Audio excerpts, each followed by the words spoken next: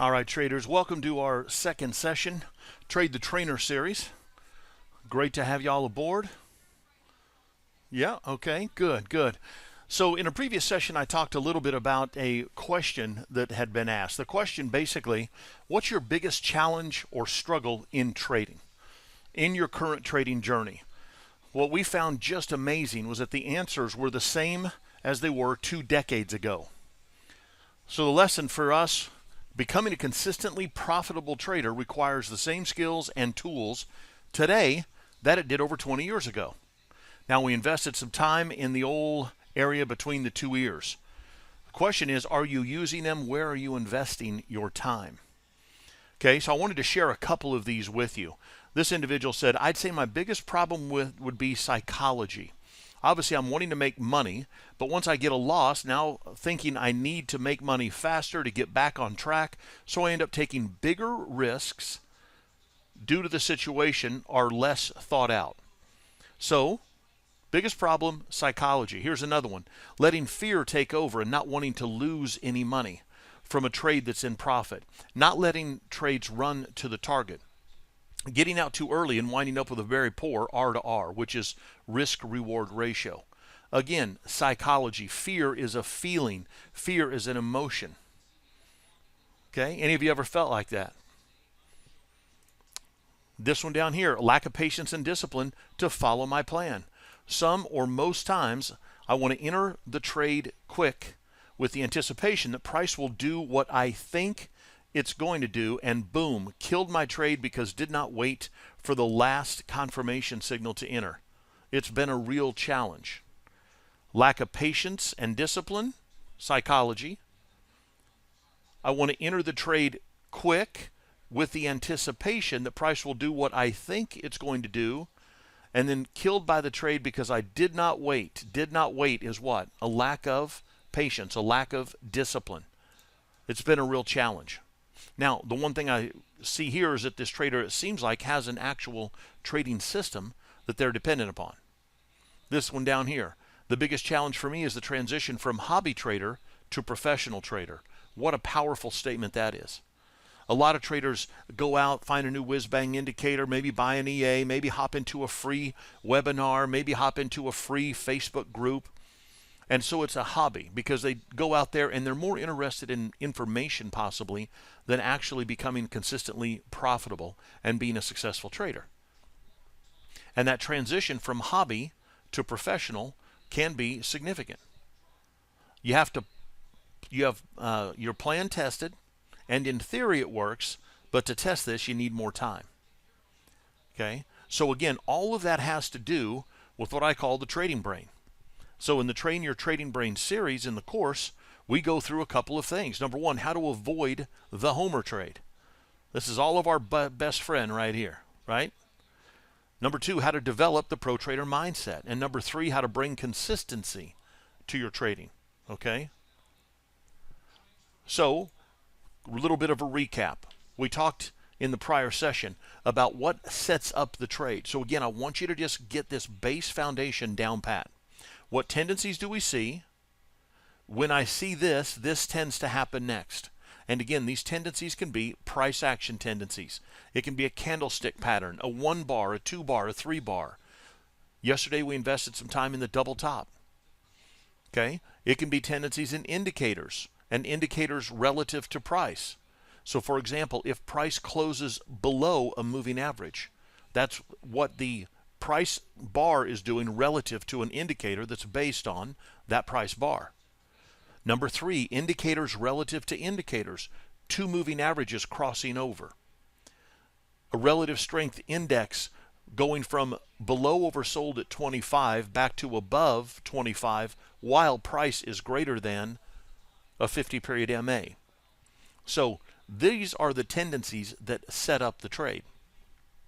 And as we look a little farther, when we teach in what we call theory and logic, which is like the classrooms that you're accustomed to, where you learn just that, literally the theory behind the tendency, the theory behind the trade signal, the theory behind the stop placement, the protective or the profit targets, how to take profits, and then practical application is the second thing. And the practical application is literally practically applying that, whether it's with the system tester, whether it's walk forward analysis, whether it's doing your own back testing with an Excel spreadsheet, simulation trading. Okay, so again, what tendencies? Second thing, where do you place your stop? I call this the ISL, the initial stop loss. And then can we use trail stops to catch bigger moves? Most of our clients use structure stops or indicator-based stops. We call them the vol bands or fib dots. Could be a momentum indicator or a price pattern. Something as similar or simple as a swing high or a swing low. Or if I'm long and I get a doji lower close while long, I might want to take partial profits at that point. Okay? Once I've figured out what sets my trade up, then we want to look at how do we enter the market. So we look at this in two separate ways. The setup is what tells me conditions are favorable for this type of move to happen next. Okay? The signal is what actually signals the entry into the position. So again, for example, a classic stock trade would be a 50-200 SMA. If the 50 crosses above the 200 period SMA, then we might enter the market at the next bar or at the next open. Okay? So the setup and the signal, maybe we say if RSI is greater than 50 when the crossover occurs. But I want you to be aware of a couple of different signal entries. We always take a look at buyer selling on the next bar at market. That's the most classic, and that's what most traders are likely using. Okay, what's the other one? Well, I have a trading signal that is not profitable when we buy or sell the next bar at market. It does, however, make money when we buy or sell on a stop, and I call this a chop stop. It's what we looked at yesterday in the market. We'll take a look at that here in just a second. So the chop stop is designed to help us avoid choppy sideways trading markets. And typically on a momentum break, this is where we would take the high of the setup candle, and then the signal would be to take that high, add 10 pips to it, and actually enter the market on a chop stop. So it's allowing us to decide based on additional confirmation that there's going to be a trend present. We can also buy or sell on a retracement entry. Okay, so buy or sell next bar market. This is probably the most widely used. Buy or sell on a stop using a chop stop. Take the high or low of your signal bar and then place the chop stop above or below that so that it's elected when you get confirmation of that momentum continuing. Buy or sell on a retracement. Maybe we take the signal bar on a buy signal and then we wait and we buy 50% into that bar on a retracement. So we get a better priced entry. Number two, less likely we're going to have any slippage. And number three, we might be able to reduce our risk because of our entry position. Okay? All right. Then after that, how do you take your profits? Several different means. Okay? Most traders use static. For example, 20 pips risk, 20 pips reward. That's a 1-to-1 risk-reward ratio. Some traders use volatility. So we might take the average true range that we investigated in our first lesson, and we might multiply that ATR by 1, 2, 3, or 4 times. Let's say that we risk 1 ATR and our reward is 1 ATR. That's a 1-to-1 risk-reward ratio. The benefit of using that volatility target is that as the volatility in a market increases, then so does our protective stop. So does our profit target. As it decreases, so does our protective stop and our profit target. Okay? And then indicator based, again, on taking profit targets. So maybe we let the trade run. There was a really famous system Connors put out, did a tremendous amount of work on it. It was actually a very, very simple system. So one of the ways to exit was if the RSI rallied and traded above 65, we'd exit the next bar market. Number two, we'd stay long until price closed below an 8-period simple moving average, an 8-period SMA. Number three, we might use the other side of a volatility-based indicator like the fib dots. Okay, so again, what do I see? What does it mean? What do I do? And then go back. Bottom line is, step by step is the key. So today I want to show you a little bit about syntax, the order in which events occur. Syntax we normally think of in our language patterns, right? Remember, we introduced in our previous lesson the if-then thought process. So it literally is, if this happens, then I want to take this action. Okay? As an example, if price close is less than a Donchian 20 channel, then sell the next bar market. Okay? That's an example of a qualified sell signal. It would be a breakout momentum trade. Now, the second part, if I'm short, then my initial stop loss is my entry plus 2 times the ATR. So I'm using a volatility protective stop. Number 3, if short, then take profit is at the entry minus 4 ATR. So that's a great example. Here's a very simple entry, a very simple protective stop or initial stop loss, and a very simple profit target. And this, if we're going to risk 2 ATR to make 4 ATR, then we've created a 1 unit of risk versus 2 units of reward, and thus a 50% profit, or I'm sorry, a 50% accuracy will help us produce a positive outcome. Really, really important stuff. Simple, but powerful. Okay? All right, now, let's get back into a couple of things. Number 1, I wanted to take a look at this chart real quickly. This shows you a great example of a recent signal. So I've got my DSR levels on the chart. These are support and resistance levels where we anticipate we can see a market turn. Okay, look left over here. I've got a symmetrical double top at this DSR, and that comes in around 99.80s to 99.90s. The market rolls over, so look at the order in which the events occur, but also I want you to take a look at the power of the directional move. So you'll see once we broke support, we accelerated, and in this particular case, we had an immediate move of 60 pips. From there, we rallied back. Our previous structure support right here became resistance right here, and then we rolled back down, and our maximum favorable excursion on that particular trade was 110 pips. Now, this is in the Swiss franc market. It's not a real big directional mover. But I want you to note that our extended target right down here at 110 pips came in at a previous level of support. This DSR level is telling me that previously we had relevant structure here that acted as support. So it's likely it'll act as support again. All right, so right here we produce a qualified signal, rally back up, and here we hit our previous resistance again. So at this point, get the verbiage down. This is where you want to look left, structure leaves clues, and price is truth. So we come back to this chart 5 hour or 5 days, 2 months, 6 years later. These swing highs are going to be the absolute swing highs at 7 o'clock in the morning on this particular day. That ain't going to change. The only thing that's going to change is what action you might take at these levels. So as price rallies into this level, you'll note I've got an oscillator that's overbought at the bottom of the chart. Okay, so now we walk through our if-then thought process. If oscillator's overbought, then where's price relative to? Look left. We're at previous structure at a previous DSR level.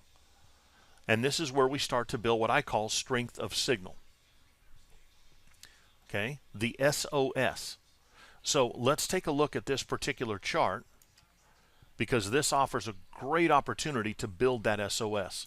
So grab your pens. You're going to want to write this down. We want to build SOS. And this literally is a trading system. I've been teaching this for over 2 decades. Any market, any time frame. And it doesn't necessarily have to be a trend to counter trend. It doesn't have to include oscillators. The SOS stands for strength of signal. And what I'm going to do is I'm going to allocate a 1 to each technical study that comes into play. Okay? And I call this signal stacking. So I go all the way back to when I was training proprietary traders in prop rooms. And I've always loved legal shows. So back in the day, I called this build a case for entry. So in the prop firms, again, I mentioned in our prior session that what was very, very common was for traders to make money when they got a simulation account and they were allocated fake money. $25,000, $50,000, 2 to 4 weeks, didn't really matter. Most of them would just follow the rules of engagement for the system, come out on the other side of it, make money. Then, almost without fail, they would get allocated and they would qualify, and their real capital would come into play. As soon as they got actual capital and it was live money, almost every one of them would then lose money. And of course, I would sit down with them one-on-one in my coaching program and ask them, why do you think you lost money here these last 2 weeks?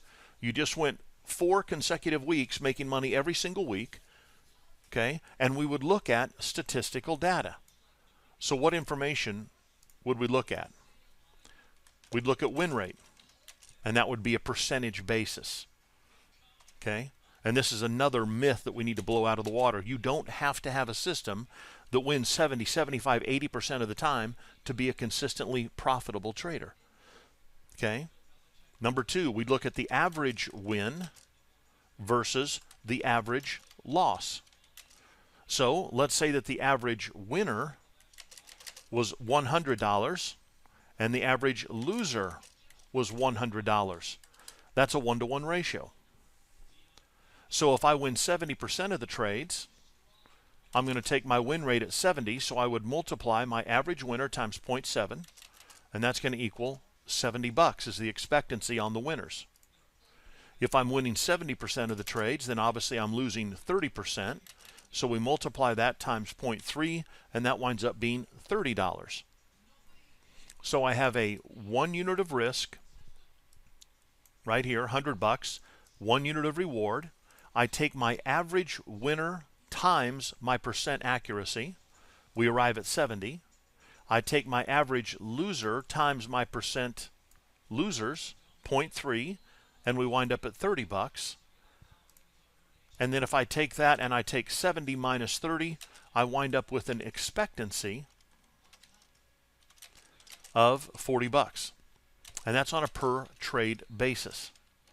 So Elder said, when we take a look at that average expectancy, then over the next 100 events, I would take 100 events, or trades in this case, multiply it times $40 per event, and wind up at $4,000.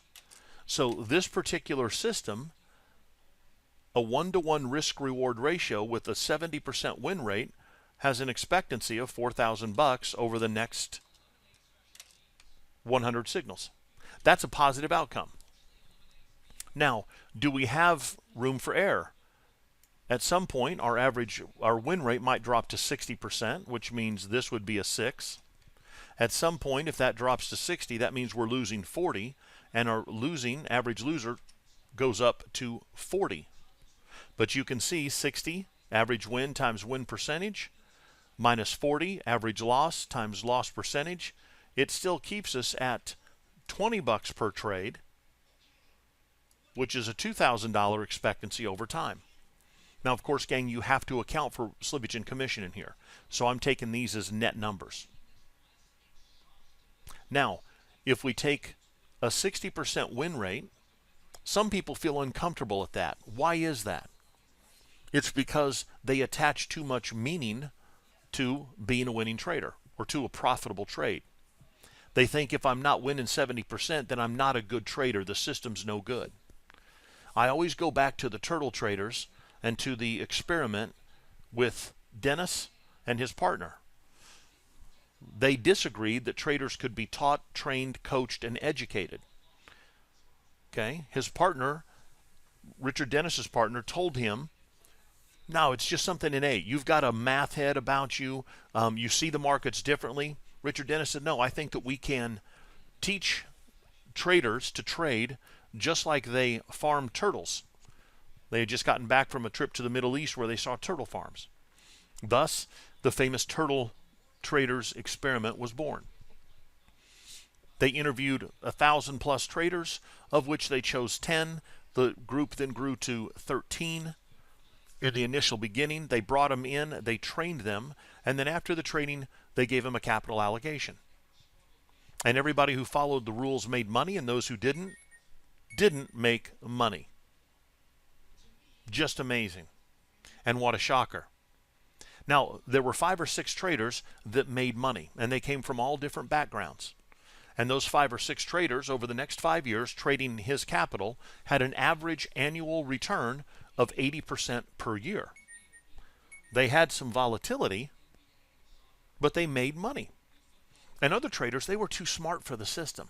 They found ways that they could improve the product and so on, and they lost money. So number one, can trading be taught? Yes. Requires a good, solid system, or at least an understanding of how to build them, and then a coach. Number two, if I follow the rules of engagement, and the system was relatively simple. A lot of it had to do with position sizing.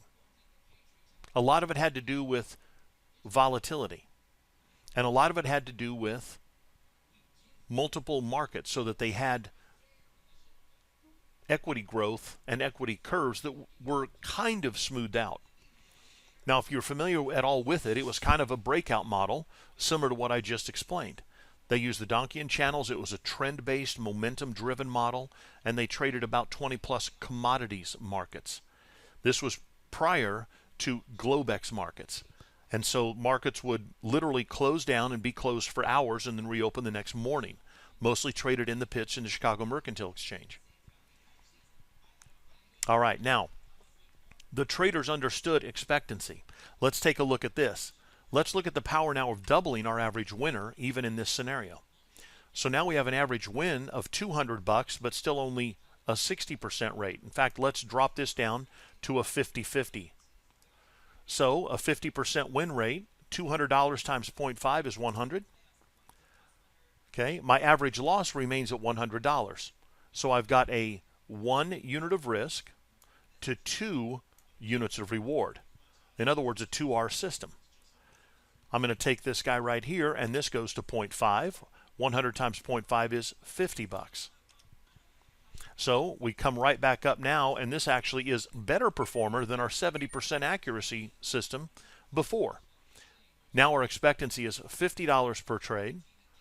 So we take the 100 trades times 50, and now we have an expectancy of $5,000 over the next 100 events, 100 occurrences.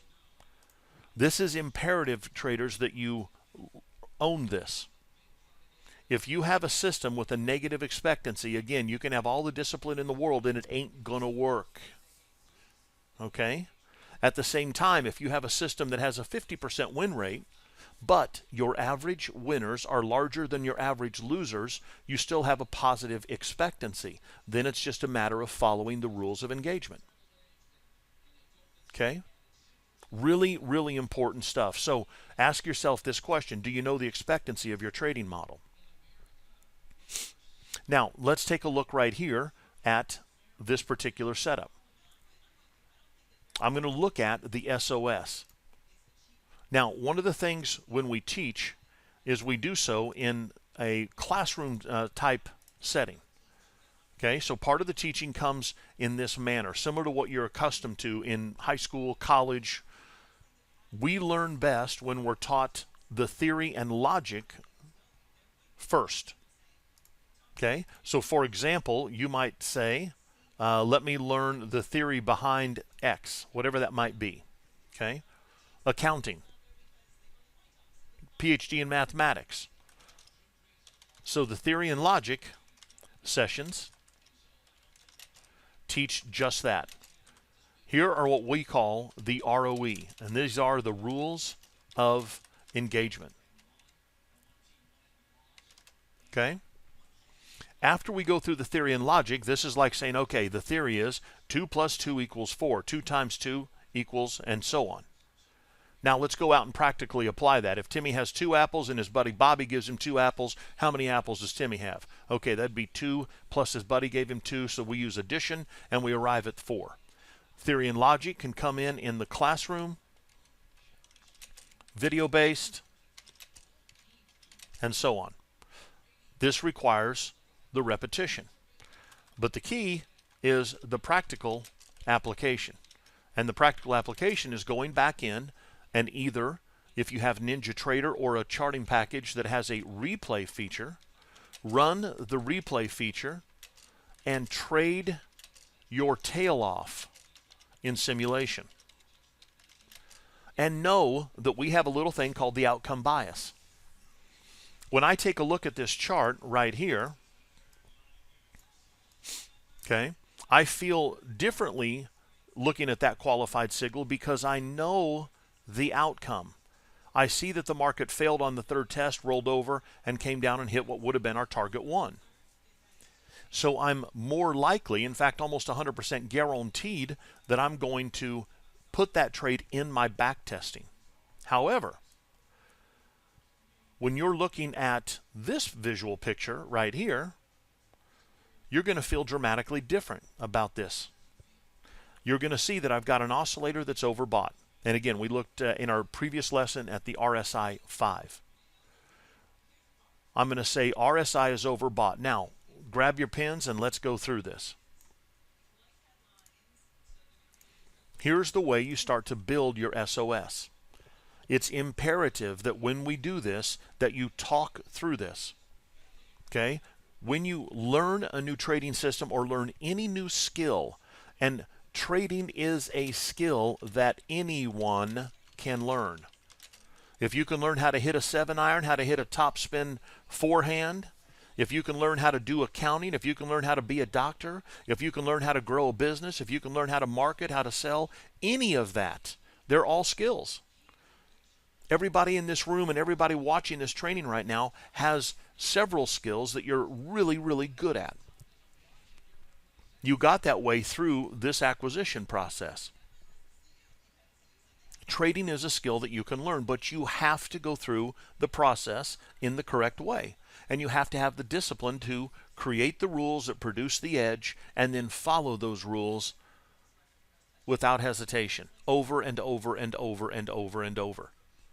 No differently than the doctor that performs heart surgery. They do the same thing.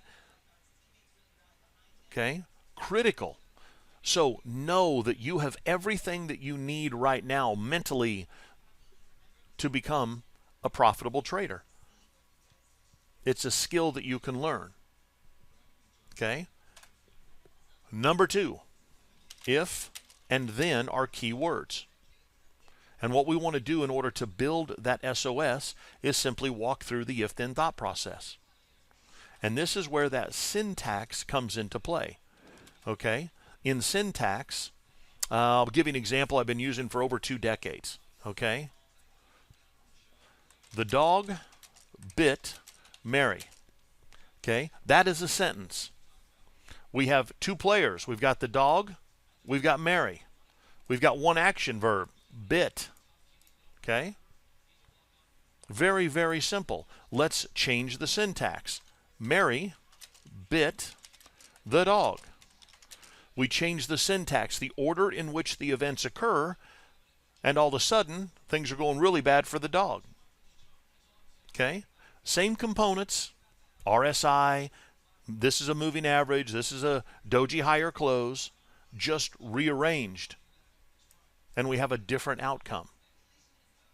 So when we take a look at building that strength of signal and building a trading system, if you will, the first thing I want you to do is say, okay, if the RSI 5 or if the oscillator, if the MACD, whatever you're using, if the oscillator goes overbought, then let's assign a value of an SOS 1.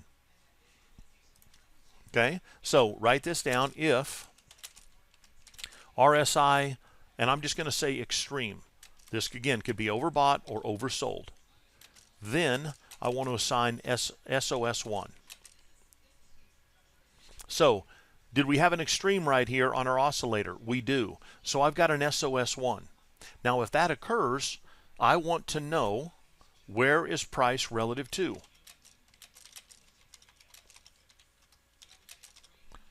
Okay, if we're near DSR level or structure, then I want to assign an SOS 1. So as I look left right here, I can see, hey, right there we had a market spike into the exact same region that we saw right here, and then I want to know contextually what happened.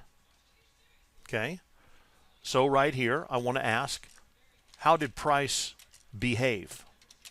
Well, it was a beautiful rejection. This occurred right here during midnight, sometime during that period.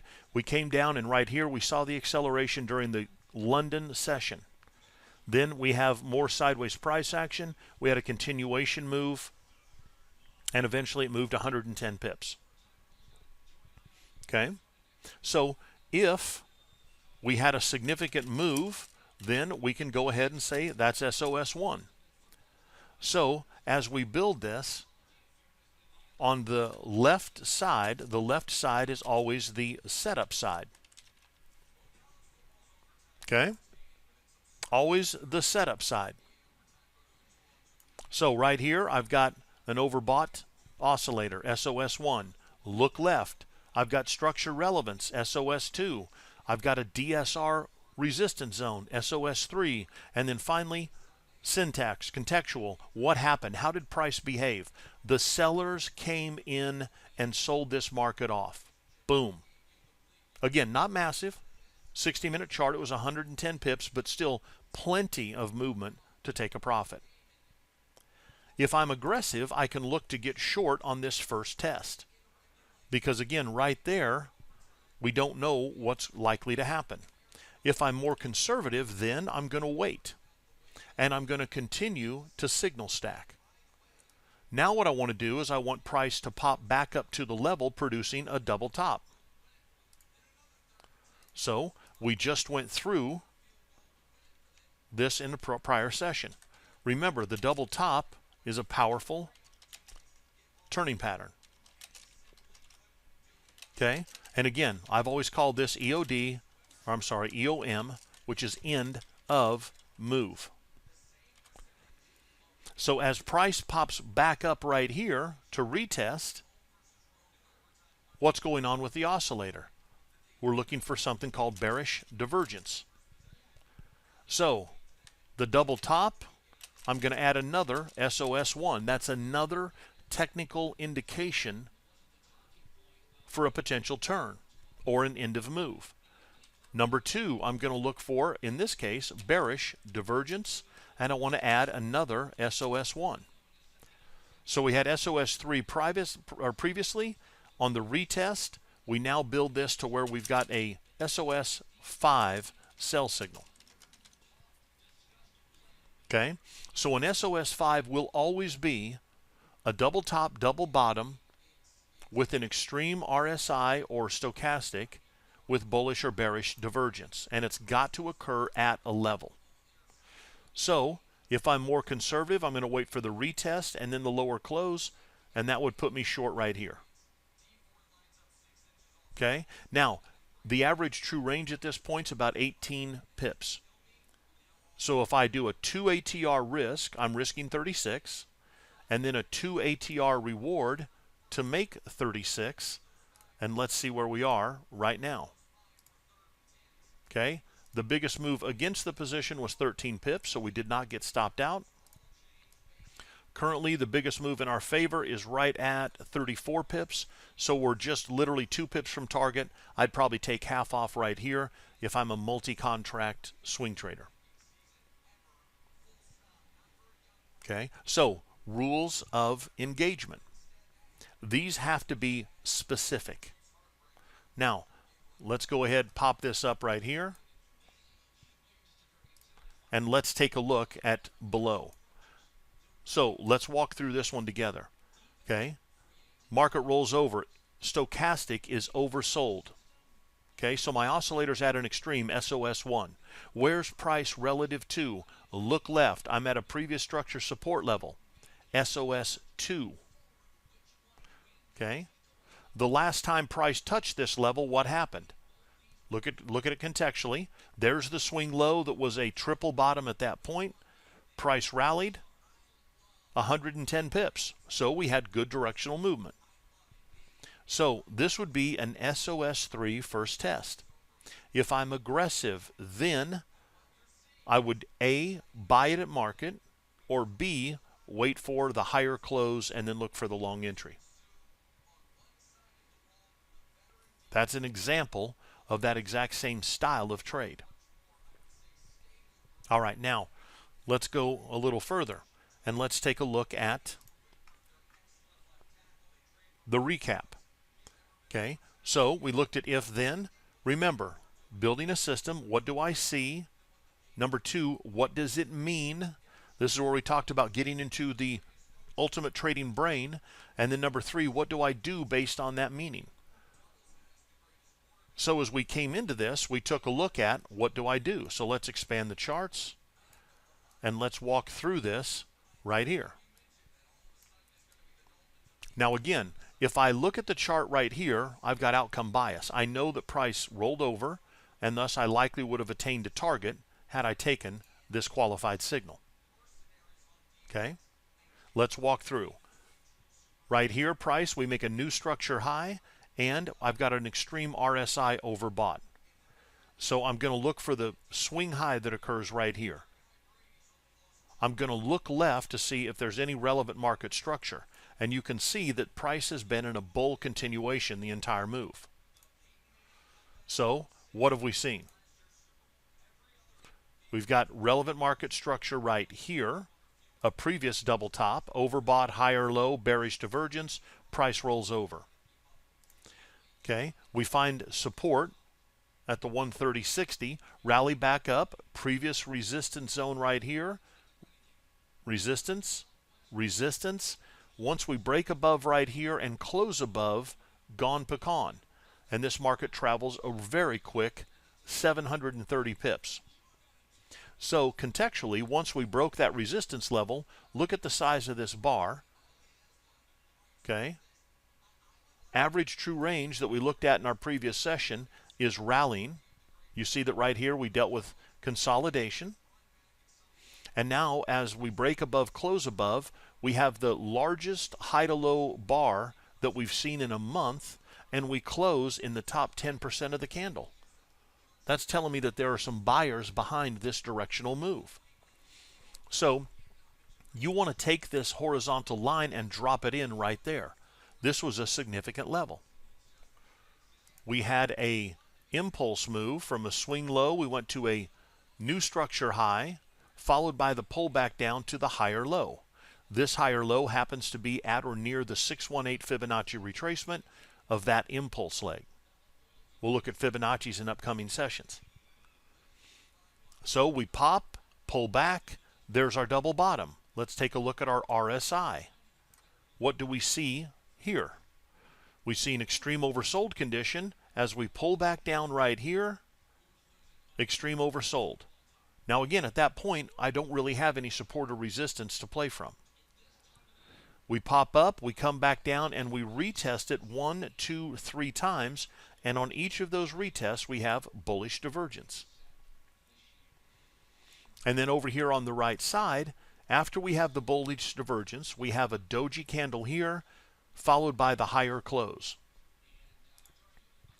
If we get long right here based on that 2-bar pattern, our protective stop has to go below the swing low right there, which is 183 pips. We're trading with the underlying trend. And unlike this one, which is counter to the trend, this is where we've just come off of a new structure high, pulled back down, and we're making a higher low, and we have basically a triple bottom that's present. So in the prior lesson, I told you that there are 2 types of trades here. There's a with trend, although it's still a short-term double bottom right here. And then there's a counter trend, which is this one right here. So this gives us the opportunity to get long. Now, a retest of this previous swing high would be a very common profit target. If we risked 180 and our reward was 2 times our risk, our first target would be 360. After the long entry right there, did we hit our target? Bada bing, bada beautiful. So you put 360 in the bank, and now you can trail your stop if you're a multi-contract trader. We get an overbought oscillator. We're not quite to our key resistance area, and we don't get a double top. We get an overbought resistance area. We don't get a double top. The continuation move, as soon as this guy pops right here and we make this significant new structure high, if we're still long, our stops trail. And then we press and make new structure highs here, which from that core entry right here is at around 1,000 pips. Now, that particular trade covered 3.5 months total. All right, now, let's look here. Walk through the strength of signal. Oscillator, RSI is overbought. We pull back down to a higher low. We retest the previous highs right here, and we put in a double top. So walk right through it. RSI extreme, yes, SOS 1. Okay, double top, SOS 2. On the right side, we have bearish divergence on the RSI. That's SOS 3. Now, what about structure? I have none. What about a DSR level? I don't have one. We literally are in what I call no man's land. We've just made new structure highs, so we don't have anything to pull from. So typically, if there's no structure present, if there's no DSR level present, I'm going to say that although it's a beautiful symmetrical double top, if we just crop the wick right here, you'll note that this price has tested. We had 3 days, followed by a 2-day pullback, followed by a 3-day rally. Avoiding this little guy right there, just cropping that wick, which was only a 30-pip wick, and we have a beautiful symmetrical double top. And on the right side, we have bearish divergence. See this right here? So we retested the prior swing high in price, but the relative strength of that directional move to retest that high was significantly lower than it was previously. If my RSI shows bearish divergence, then I'm looking for a potential turning point. So what would we say right here? Look again, gang, at the if-then thought process. If curpos means current position, is long, then. See the if-then thought process? Listen to the conditional statement. Then I want to, number 1, exit trade. Now, just because we got a double top that's overbought doesn't mean the market won't continue to go higher. Number 2, we can trail stop aggressively. Okay? If curpos, current position, is flat, then one of 2 things. Number 1, aggressive sell, and my suggestion is always to reduce your position sizing. So if I normally trade 500 shares, cut it in half. If I normally trade 10 minis, cut it in half. Or if it's aggressive, then the second thing would be, hey Todd, I'm not an aggressive trader. No trade. And literally just stand aside. Look at the power of this if-then thought process. You want your brain to be as mechanical as possible. The only way you're going to help manage and possibly even alleviate those emotions so you can become a consistently profitable trader is through the repetition. And the way we learn best is theory and logic. Remember, Neuroassociative conditioning, the most powerful tools for change. What do you see? What does it mean?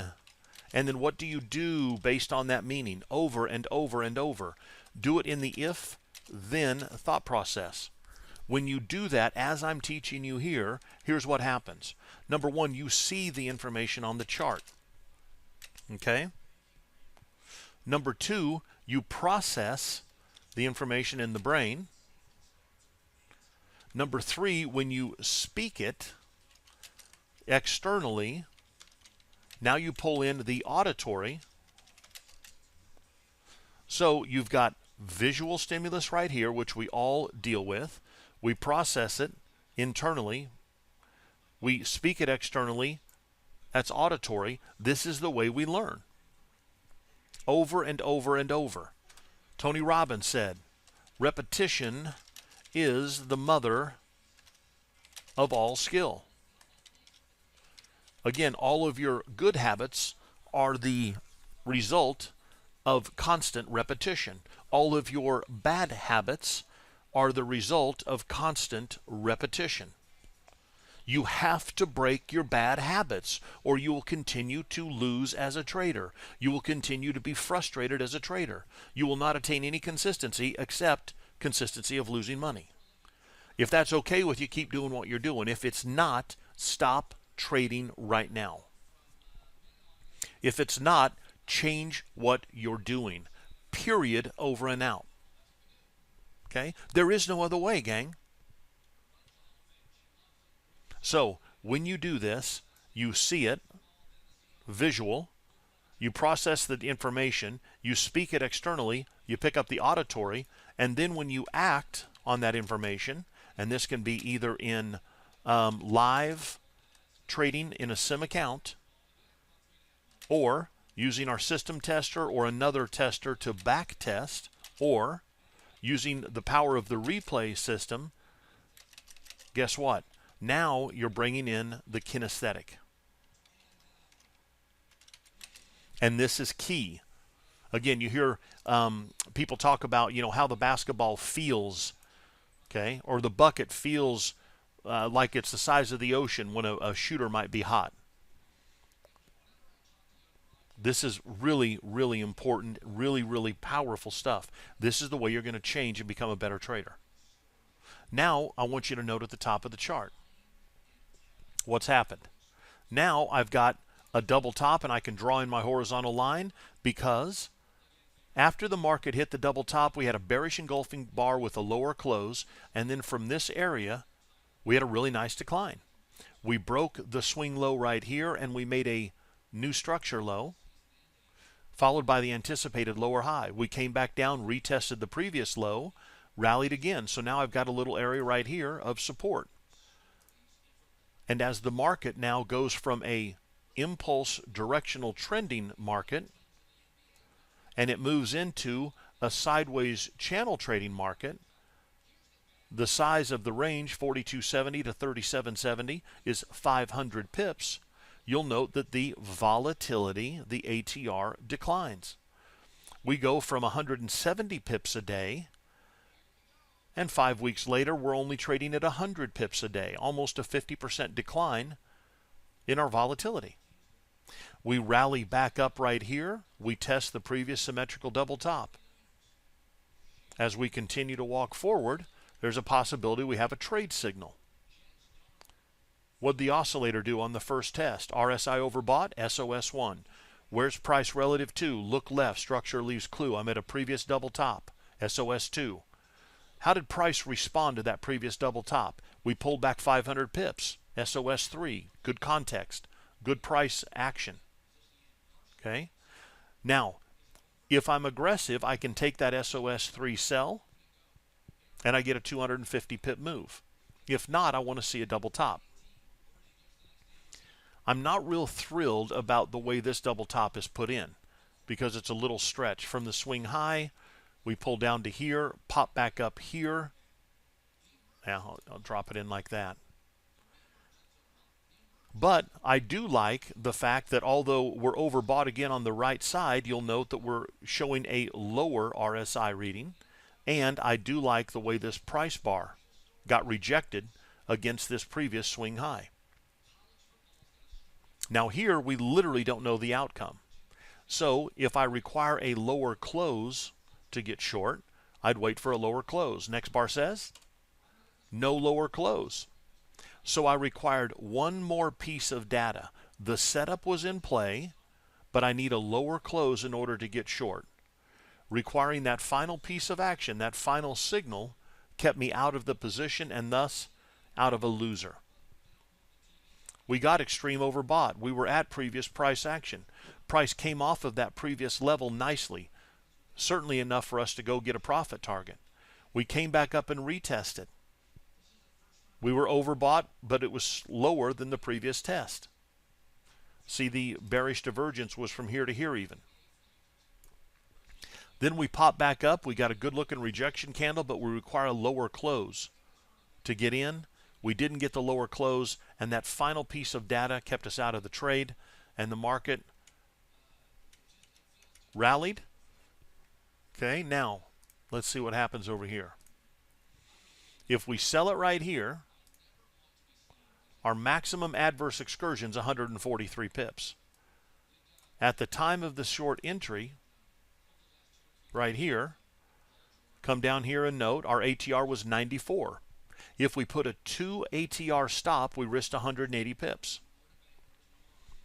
Did our stop get hit? No. It only moved 143 against us. Okay? Now, if we take 180 times 2, we get the 360, or I'm sorry, 80 times 2 is 160. If we take 80 times 4, that's 320. Okay, so if we sold it the next day without requiring the lower close, we need a 360 pip move to get the winner. Right there, we're up 317. And right there, we roll back over and easily get our profit target. So we got the higher high, got the higher close. They went over and tested that swing high. And then intraday pressed. We got a big time rejection. It closed on the low. And then 1, 2, 3, 4 consecutive lower lows and lower close. And in fact, 5, 6, 7, 8, 7 of the next 8 candles produced lower closes. Okay? So, here, theory and logic, and then also practical application. Exact same information. What do I see? What does it mean? What do I do based on that meaning? Use the if-then thought process, and I wanted to introduce you in this lesson to strength of signal. How to signal stack and how to combine different technical studies, different technical indicators to arrive at a rules-based system. We took a look at a SOS 4 buy signal with trend here, an SOS 3 sell signal with no relevant market structure here. And then right here, we just went through the difference between a signal bar and then also the power of that volatility-based stop and target. So now go out, take a look at your current trading model, tell me where some of the weaknesses are, and see how you can improve those weaknesses. Do you have very specific rules of engagement? If this, then that. If this, then that. Do you look at that information the same way every time? In other words, does it always occur in the same syntax? The first thing that we want to see happen here is I have to have an extreme overbought or oversold condition with my RSI. That starts the thought process, right? No differently than if you smell cookies, that starts you salivating, right? And if you're not doing this, again, gang, please stop trading immediately. All you're doing is blowing up capital. All you're doing, even more importantly than that, we can replenish the capital, is you're continuing to deepen those negative neuroassociations. Oh, shucks, man, I can't make money. Nobody makes money trading. Don't go looking for other people to make money. Know right now that you have got everything it takes to be a successful trader. You're either going to put in the time and do it the right way, or you're not. And if you choose not to do it that way, don't be surprised if you continue to lose. But don't blame everybody else. Just take a good hard look in the mirror. That's what I strongly encourage you to do. I've been doing this more than 2 decades, and I still struggle every week with following rules. Okay? So it's probably not something you're going to completely get over. Maybe just like fear of flying, maybe just like your love for ice cream or pizza, maybe just like your love for football. It is, however, something that you can start to employ immediately. Take whatever trading style you're using now and start to put some type of rules to it. And then go back and invest the time. In fact, I would encourage you to go and you put up this chart. So go grab a 60-minute chart or a daily bar chart. I want you to apply an RSI set to 5. Overbought is 75. Oversold is 25. Pause the video now if you're watching this training on video. Do it. Go ahead, do it. Number 2, put the ATR at the bottom of the chart. It's the average true range. The ATR indicator is literally called the ATR in almost every charting platform. Set it to 7. And then every time you see an extreme RSI, start to look for a double top or a double bottom. And then also I want you to look left because structure leaves clues. If you see a qualified signal, then enter the trade just as you would in real time. But I want you to stair step through. Okay? See this symmetrical double bottom right here? Is the RSI oversold? Yes, it is. RSI hits an extreme low right there. We firm up and put in this beautiful symmetrical double bottom. Do we have a higher low on the right side? We do. That's called bullish divergence. If I see bullish divergence, then I want to be a buyer. Now again, if I don't have structure as I look left, I don't have the benefit of having an area where traders have bid this market up in the past. So the best I can acquire here is what I call SOS 3. Here on the right side, there's the double bottom. Here's a doji higher close, 2 bars. I get long at 22.45. The average true range at that time is 117. 117 times 2 is 234. In Ninja, I grab the ruler. From this long entry, there's 188. I don't even need the full 234. Okay? If my stop is 234 and the stop is 2 times my ATR, then my target will be 4 times, or 234 times 2, which is 460. Market pops right there. There we're up 315, ready to trail stops. Right there currently is the maximum favorable excursion. That's 429. At that point, I'm only 30 pips from target. I'm definitely trailing stops. I would have been stopped out on a trail back around here. Give myself about 270 pips. Now I'm looking for my next qualified trade. Here I had an extreme RSI. Remember, I said if we're long and you get an extreme overbought condition, A, take profits, B, trail stops. We double top right there. Again, see how this spikes. If we crop the wick, we retest that double top with the next 3 bars. Look left, I don't have any structure. I might have if I pulled in more bars of data. But right there, we may have looked for a qualified sell signal. And walk through it just that way so you don't use that outcome bias. And then what we'll do in an upcoming lesson is now we're going to take a look at different ways that we can enter, different ways to place the stops, and then continue to build on the theory and logic behind building a trading system. More importantly, the power of neuroassociative conditioning and changing the way you think as a trader.